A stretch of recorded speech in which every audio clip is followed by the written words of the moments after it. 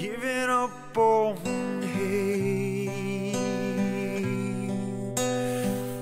4 times in my life, I've been involved in massive social transformation. In the 50s and 60s, it was the civil rights movement, and I think my job was mostly to get arrested. I've seen the inside of a lot of Southern drunk tanks and slept in a lot of choir lofts in black churches. In the 70s, it was the transformation of the American military from the elitist conscription organization of the Vietnam era to the all-volunteer meritocracy we have today. In the 80s and 90s, it was what came to be known as citizen diplomacy.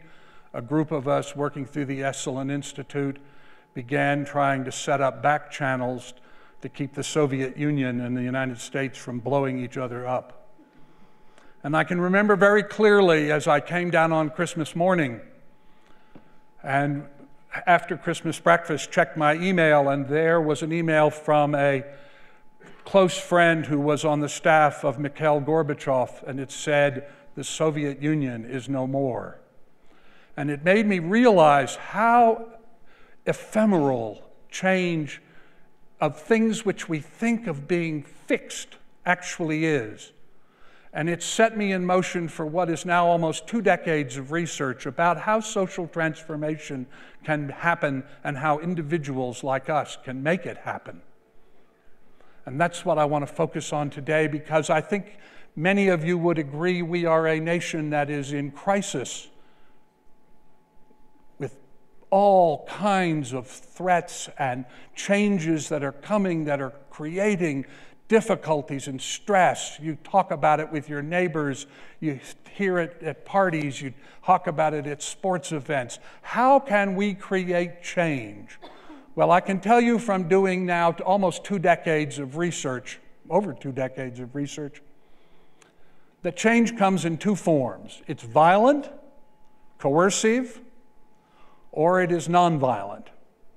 Now, the interesting thing is that violent change, actually, we now know from scientific research, doesn't last very long. If you think about it for a moment, the Soviet Union just lasted a little over 70 years, less than a single person's lifetime. Nazi National Socialism in Germany lasted, depending on how you calculate it, either 10 or 20 years. So even things which seem incredibly fixed and powerful can be altered, and they can be altered by ordinary people. And I want to share with you what I have learned in the research that I have done about how that happens. And it comes in 2 stages. First is the individual, and then is the social. The individual begins with something so simple you can hardly believe that it could actually make a difference. It is the quotidian choice. Quotidian means daily, mundane, ordinary. And these choices are the kind of thing we do when we go into the store. We buy a particular kind of toothpaste or a cat food or a roll of toilet paper. And do we really think, what is the nature of the company that is producing this? Are we conscious of what we're really buying? Because buying is a kind of voting. If we are unconscious, and most people are, they don't even realize they're making choices. So first of all, we need to become aware that we are making choices. And second of all, we must commit of the options that are available to us to always choose the one that is most compassionate and life-affirming. Now, none of them may be great choices, but inevitably one choice is always slightly better than the one that than the others. It is more life-affirming, it is more compassionate, it is more productive of wellness.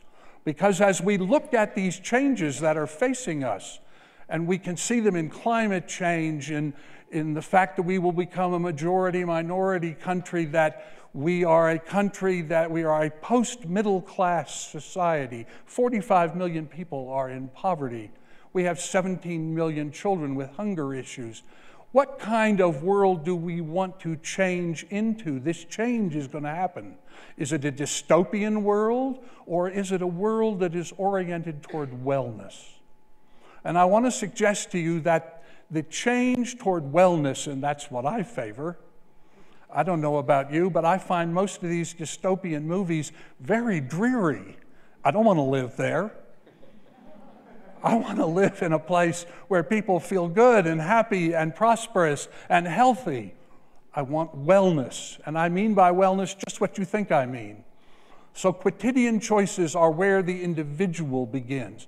And if you don't think this actually can make a difference, look at, just to give you one example, about 18 months ago, there was a decision that was arrived at by thousands and thousands and millions of little choices, and that was to choose LGBT over gay. Nobody passed a law, the president didn't go on television, but people just made a decision. Yes, I will do this, I will say this. It's not just a change in term, it's a change in concept about what it means to be a human being. So quotidian choice is how we begin. If you, the people in this room, and the people that see this video will make the commitment, I will commit that, first of all, I will become aware of the implications of the choices that I am making, and that of the choices available to me, I will consistently choose that option which is the most compassionate and life-affirming and productive of wellness. I can tell you that the people in this room and those that hear this can change the course of history. Now, once we move past the individual to the group, I began studying how do groups become successful? Why do some social movements do better than others? Why do they become better? And what emerged out of that was 8 laws. I didn't invent these laws. They are simply patterns that successful transitional organizations which are socially compassionate worked out for themselves. But here they are, and when you start a group or you join a group or you become involved in something, if you will help nurture these 8 laws, your group statistically will become more successful than it would otherwise be. So here they are. The first one, become aware you're making a choice. Choose the compassionate and life-affirming option as you understand it in the moment, and that the individuals in the group and the group collectively must share a common intention. Now, if you've ever been part of a group, you know that getting common intention is not easy. Law number 2, the individuals in the group may have goals, but they may not have cherished outcomes. That is, you don't know what's going to happen. When I was reading the diaries and correspondence of abolitionists, they would say, I want to end slavery. I don't know how it's going to happen, but it must end. It is a moral evil.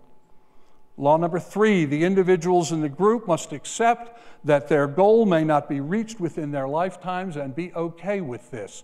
That's something else I learned from the abolitionists. They didn't know that it was going to happen, but they were committed to its happening. Law number 4, the individuals in the group must accept they may not get either credit or acknowledgement for what they've done and be okay with that. Now, you know how hard it is when you don't feel like you got recognized. But if the thing that you are serving is productive of wellness, that is the goal, and you can do it, and you will ultimately reap the benefit. Law number 5, each person in the group, regardless of gender, religion, race, or culture, must enjoy fundamental equality, even as the various roles in the hierarchy of the effort are respected. We are all fundamentally equal, and if you hold a higher position in any particular organization, that does not make you a superior being. Law number 6, the individuals in the group must forswear violence in word, act, or thought. I confess, for me, this is the hard one. Because when I see somebody do something hurtful to another, I cannot always tell you that I have peaceful thoughts. Law number 7, the individual in the group must make their private selves consistent with their public posture. I do a daily web publication called Schwartz Report, and so I read about 80 journals and newspapers every day. And almost every day, it's just as regular as clockwork. There's somebody who has set themselves up as a moral authority, as the teacher, as the arbiter of what proper behavior is. That's their public self. They talk about it all the time. And yet in the back room, behind the curtain, all sorts of very unpleasant things happen. Law number 8, the individual in the group and the group collectively must always act from the beingness of life-affirming integrity. We are at a crossroads. We're at a crossroads as a culture, we're at a crossroads as a country, we're at a crossroads as a world. You can look at the scientific research and see that this change is coming. The question that I leave you with is, are you prepared to stand up? To stand up and say, I will be an agent of change that produces wellness. Wellness as I understand it in this moment. I may understand it differently a year from now, but at this moment, day by day, minute by minute, I will serve the creation of wellness so that my children and my grandchildren, I have 2 grandsons, will live in a world that has wellness as a social priority. Thank you.